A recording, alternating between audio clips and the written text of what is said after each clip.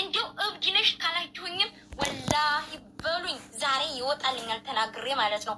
እንዲሁ ድንግልናው ቢመለስልኝ ኖሮ ማለት ነው አፍንጫህን ይዤ ነበር ማስመልስህ። ወላሂ ለአዚም እንደምንም ብዬ አስመልስ ነበር፣ ግን አይመለስም። አንድ ጊዜ ከዲ ነው። ይህም ሆኖ ሳለ እንደዛ እንደው ያረቢ ይሄን እንደው ለአንተ ይድረስህ አቦ ይድረስልህ ቪዲዮ ማለት ነው። ስለቦለኩ በውስጥ መላክ አልፈልግም፣ አይንህንም ማየት አልፈልግም። እና ምንድነው እንደዛ እሪ እያልኩ አረ መሪም ሰኩሪቱ እንዳይመጣ ብለህ ስትለምነኝ ነው እሪ እያልኩ ወላሂ ቀውጬው ነው የወሰድከው ማለት ነው። ከዛ በላይ ምን ልሆን ነው? አምቡላንስ ተጠርቶም ሐኪም ቤት ስላልገባሁልህ ነው። አሞኝ ወላሂ ኢጃዛ ቤት ራሱ ያውቃሉ። አሞኝ ታፋያን ኩላ በቫዝሊን አሽቼ ነው ወላሂ 8 ቀን ሙሉ ቆስልስል ብዬ ማለት ያቁስሎና አሁን ምን አለ እኔ አላየሁልሽም አለ። እንዴት ብለኸኛል ቆስሎ። ከዛ በኋላ ምን አለ ይቅርታ ኪስ አይገባም፣ እዛው ኪስህ እዛው ሽፋው አፍጥ ውስጥ ወጥፈው እቄጠው ወጥፈው። ወላሂ እብድናትም ካሉኝ አዎ በቃ ብጃለሁ። እንዴት ነው የማያሳብደው? ድንግልና ያን ያክል ሰጥቼው እየካደኝ ልብሴንም አውልቄ አለመሄዴ ጥሩ ነው። እኔ ትምህርት ቤት ስማር መሪም ስጪ ሲሉኝ ማለት ነው አንደኛ ሀራም እንደሆነ አውቃለሁ፣ ምንም እንኳ ባልቀራ ምንም ባልል በሰዓቱ ማለት ነው። ሁለተኛ ደግሞ እኔ አባቴን በጣም ነበር የምፈራው፣ የጎረቤት ልጆች ራሱ ይፈሩት ነበረ ማለት ነው። እና አንድ ወንድ ጋር ታየውሽ በርበሬ ነው የሚያጥንሽ ስለሚል እኔ ሲጀመርም እኔ ፍቅር ምንድነው የዛን ሰዓት አላውቅም። በ17 ዓመቴ ነው አረብ ሀገር የመጣሁት። እንደዛ አፍኜ ይጀ በሰጠው ላይ በክብሬ ባገኘው ላይ እኔ አላየሁልሽም። እኔ ግን አፎ ብያለሁ። ለምን ምንም ቢሆን ያው መቼም የወጋ ቢረሳ የተወጋ ይረሳ ይባላል። እና እኔ እወድህ ነበረ። ያው እኔ አሁንም ቢሆን እኔ አልጠላውህም፣ ግን እኔ ልቤ ቆራስ ስለሆነ በቃ ፍቺ ደርሰናል፣ ተፋተናል። ኸላስ መልሼ ደግሞ ልቤ ውስጥ ማስገባት አልፈልግም። ማንም ወንድ ልቤ እንዲገባ አልፈልግም፣ ወላሂ አልፈልግም። ቆሜ ቀርቼ እንዶ አላህ ሂዳያ ተሰጠኝ ቁርአን ሀፊዙኝ ምናምን በቃ አላህ ጋር መገናኝ ነው ፈልገው። ባል እዛው በልበላ ይብላ።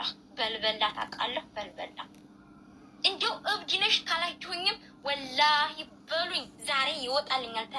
የሮጥ እኮ ሀርካ ከኬነችስ ወላሂ ዋጎዱን ስራ ነው የገቡ ፈቲ ምን እንደሆነ ታውቂያለሽ?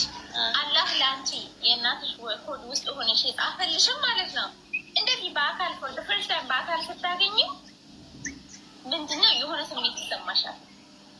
እኔ ራሱ ፎር ዘ ፈርስት ታይም በአካል ስንገናኝ የሆነ ፕሮግራም ላይ ነው የተገናኘነው። በአካል ስንገናኝ ቲክቶክ ላይ አውቀዋለሁ። አንድ ቀን ያየው ቲክቶክ ላይ ሀይ የጻፉለት ከዛ በአካል ተገናኘ። የሆነ ወራት ያለ አንቺ ነሽ ሀይ ብለሽ ለሱ የጻፍሽለት? የስ ምክንያቱም ለምን እንደጻፍኩለት ታውቂያለሽ?